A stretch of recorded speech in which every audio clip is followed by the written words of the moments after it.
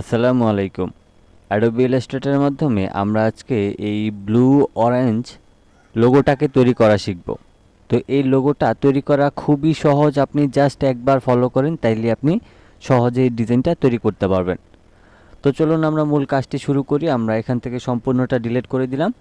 প্রথমে right button click করে আমরা ইলিপস টুলে যাব। তারপর অল্টার এবং শিফটটাকে ধরে আমি প্রয়োজন অনুযায়ী এখানে একটা সার্কেল নিব। এটাকে আপনি যে কোনো কালার আপাতত দিয়ে দিতে পারেন, আমি এখান থেকে রেড কালারটা দিয়ে দিলাম। এবার এখান থেকে এটাকে সিলেক্ট করে আমি এখান থেকে লাইন সেগমেন্ট টুলে যাব, অ্যান্ড দেন একদম মাঝখান থেকে আমি মাউসের লেফট বাটনটা ক্লিক করে এবং শিফটটাকে ধরে এখানে একটা লাইন নিব। তারপর এখানে স্ট্রোকে আমি হোয়াইট কালার দিয়ে দিব এবং প্রয়োজন অনুযায়ী আমি স্ট্রোকের ভ্যালুটাকে বাড়াই দেব। তো আমার এতটুকু হলেই চলবে। এবার আমি এটাকে সিলেক্ট করে আমি যাব রোটেট টুলে। রোটেট টুলে যাওয়ার পর আমি এবার এই অ্যাঙ্কর পয়েন্ট থেকে কিবোর্ড থেকে অল্টার ধরে মাউসের লেফট বাটনটা ক্লিক করব। ক্লিক করার পর এদিক থেকে আপনি কি করবেন, 360 স্ল্যাশ তারপরে আপনি দিবেন 8। তারপর এখান থেকে কপিতে ক্লিক করবেন, অ্যান্ড দেন এটা এই যে কপি হয়েছে এটা সিলেক্ট থাকা অবস্থায় আপনি কিবোর্ড থেকে কন্ট্রোল ডি চাপতে থাকবেন। তো আমাদের 3টা হয়েছে, 4 5 6 7 8। তো টোটাল এখানে আমাদের 8টা শেপ হয়ে গেল। এবার কি করতে হবে, আমাদের সম্পূর্ণ শেপটাকে সিলেক্ট করে আমাদের অবজেক্ট থেকে এক্সপান্ড করে নিতে হবে। কারণ এই যে আমরা স্ট্রোকগুলি নিয়েছি এগুলিকে আমাদের এক্সপান্ড না করে যদি আমরা এগুলিকে ডিভাইড করতে চাই সেক্ষেত্রে কিন্তু আমাদের এইটা সঠিকভাবে ডিভাইড হবে না। এজন্য আমরা এই স্ট্রোকগুলিকে আমরা ফিল আকারে নিয়ে নিয়েছি। এবার আমরা যাব উইন্ডোতে। উইন্ডো থেকে আমরা পাথফাইন্ডারে যাব। পাথফাইন্ডারে যাওয়ার পর সম্পূর্ণ শেপটাকে সিলেক্ট করব। সিলেক্ট করার পর এখানে দেখেন ট্রিম নামের একটা অপশন আছে, আমরা এই ট্রিম অপশনে ক্লিক করব। ট্রিম অপশনে ক্লিক করার পর এখান থেকে এটাকে ক্রস দিয়ে কেটে দিব, অ্যান্ড দেন এখানে রাইট বাটন ক্লিক করে আনগ্রুপ করব। আনগ্রুপ করার পর এখন এখানে যে বাড়তি অংশগুলি আছে সেগুলিকে আমি জাস্ট সিলেক্ট করে ডিলিট করে দিব। তো আপনারাও এইভাবে করে সিলেক্ট করে প্রত্যেকটা শেপ ডিলিট করে দিবেন। তো আমি এখান থেকে ডিলিট করে দিচ্ছি। ওকে, আমার আর এখানে বাড়তি কোনো শেপ নেই। এবার যদি আপনি নর্মালি প্রত্যেকটা শেপকে সিলেক্ট করেন তাহলে প্রত্যেকটা শেপ কিন্তু আলাদা আলাদাভাবে সিলেক্ট হবে। এবার আমরা সম্পূর্ণ শেপ কয়টাকে সিলেক্ট করে ডিরেক্ট সিলেকশন টুলে যাব। তারপর এখানে যে ছোট ছোট যে গোল কর্নারগুলি দেখতেছেন যে কোনো একটার উপর আপনি ধরে মাউসের লেফট বাটনটা হালকা একটু নর্মালি ক্লিক করবেন। ক্লিক করার পর আপনাদের ঠিক শেপগুলি এইরকম আকারে তৈরি হয়ে যাবে। এবার আমি এখান থেকে এইভাবে করে একটু ঘুরায় নিলাম, আমার প্রয়োজন অনুযায়ী আমি ঘুরায় নিলাম।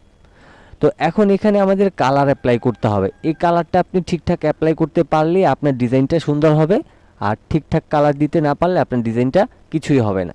ওকে, এবার আমরা এই ফিল কালারটাকে উপরে তুলে দিয়ে এখান থেকে গ্রেডিয়েন্ট কালারের উপর ক্লিক করব। ক্লিক করার পর প্রথমে আমরা সিএমওয়াইকে যে কালারটা রয়েছে এটাকে টেনে আমরা এখানে ক্লিক করব, অ্যান্ড দেন সাদাটাকে মাউসের লেফট বাটনটা ক্লিক করে এখানে নিচে টেনে ছেড়ে দিব।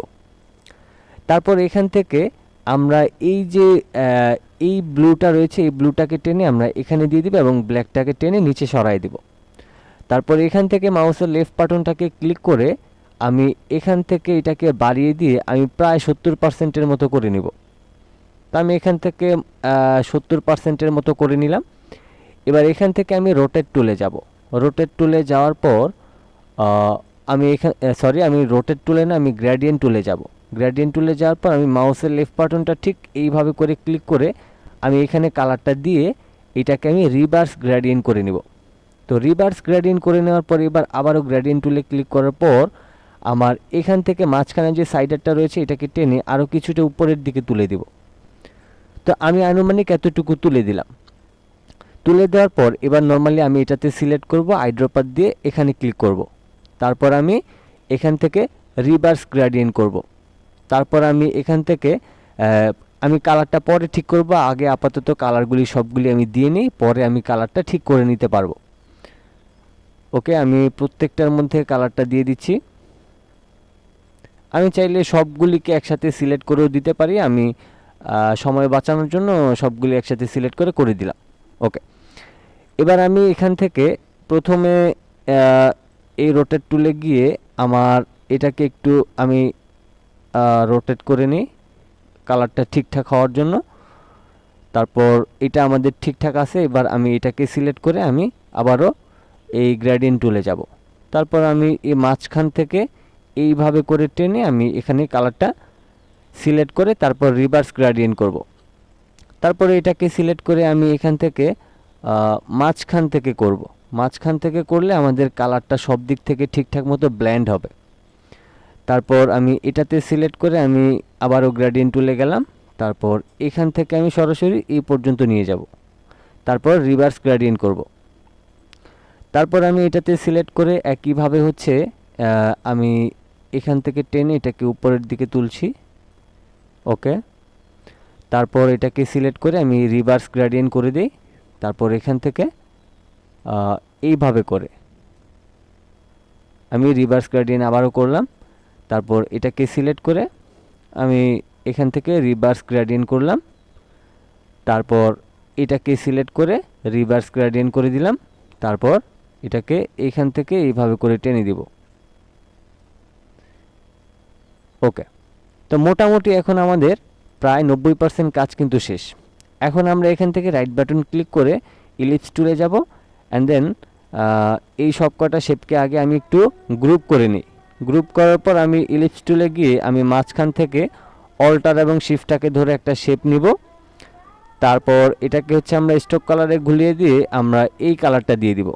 প্রয়োজন অনুযায়ী স্ট্রোকের ভ্যালুটাকে বাড়াই নেব অ্যান্ড দেন সম্পূর্ণ ডিজাইনটাকে সিলেক্ট করে অ্যালাইন থেকে প্রথমে horizontal align center and then vertical align center. তারপর হচ্ছে আমি এই গোল সার্কেলটাকে সিলেক্ট করে আমি এটাকে আরও কিছুটা ছোট করে একদম কাছাকাছি নিয়ে যাব।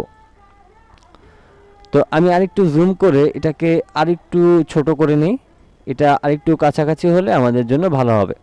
ওকে, ফাইনালি আমরা খুবই সহজে দেখেন একটা ব্লু অরেঞ্জ ডিজাইন সহজেই তৈরি করে ফেললাম। তো এই ছিল আমাদের আজকের টিউটোরিয়াল। ভিডিওটি ভালো লাগলে অবশ্যই চ্যানেলটিকে সাবস্ক্রাইব করে দিবেন অ্যান্ড দেন মনে করে বেল আইকন বাটনটি অন করে দিবেন যাতে আমি ভিডিও আপলোড দিলে আপনাদের কাছে নোটিফিকেশন চলে যায়।